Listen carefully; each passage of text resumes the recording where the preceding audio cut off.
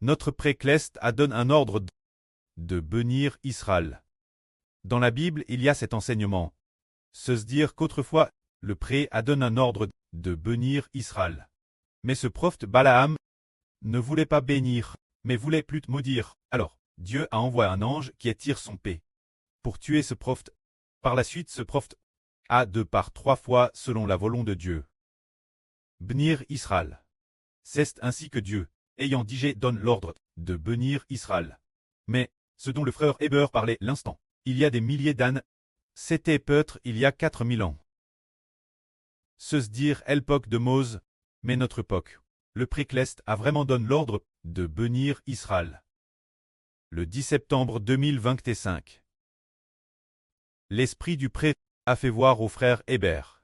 Le précleste Yahv et le Seigneur Jésus-Christ donnaient un ordre là sur Ruth en disant « Le prêtre et le Seigneur Jésus ordonnent de bénir Israël. » Alors là sur Ruth, le frère Héber l'a vu, et pour cette raison, elle était très heureuse.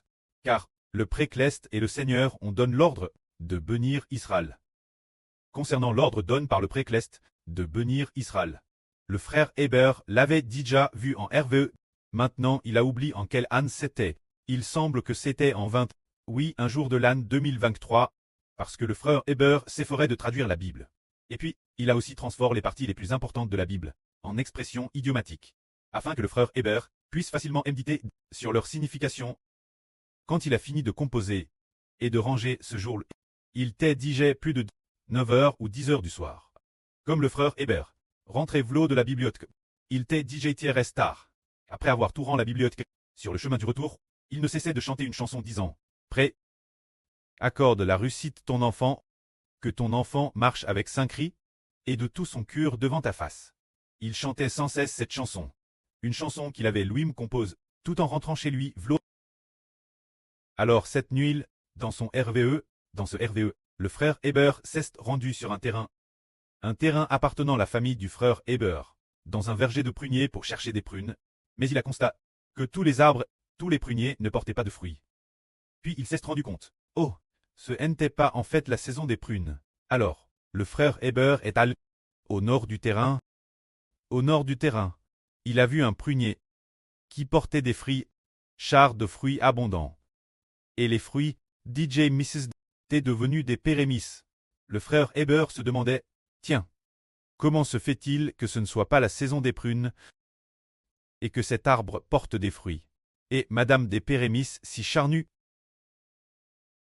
Pourquoi ces fruits sont-ils si beaux? C'est merveilleux.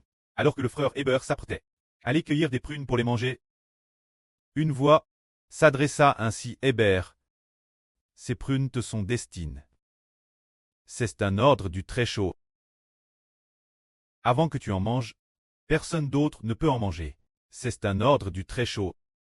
C'est dire ordonner au frère Héber de manger cette prune.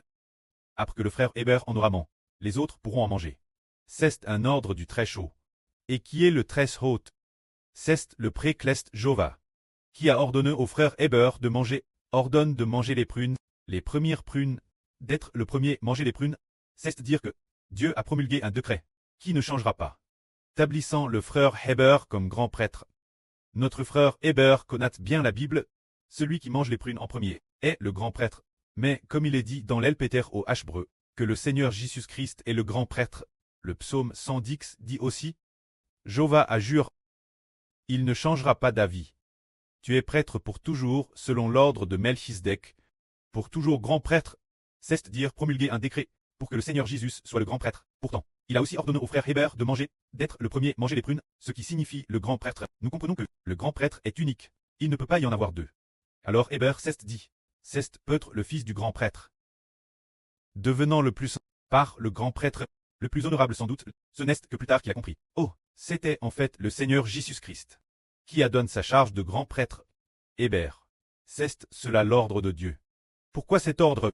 Parce que ce fils aimait profondément Dieu. Il a vaincu, tout comme Jacob a vaincu, et a été renommé Israël.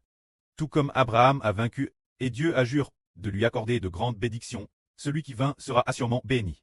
Gloire au prêtre et au Seigneur. Amen.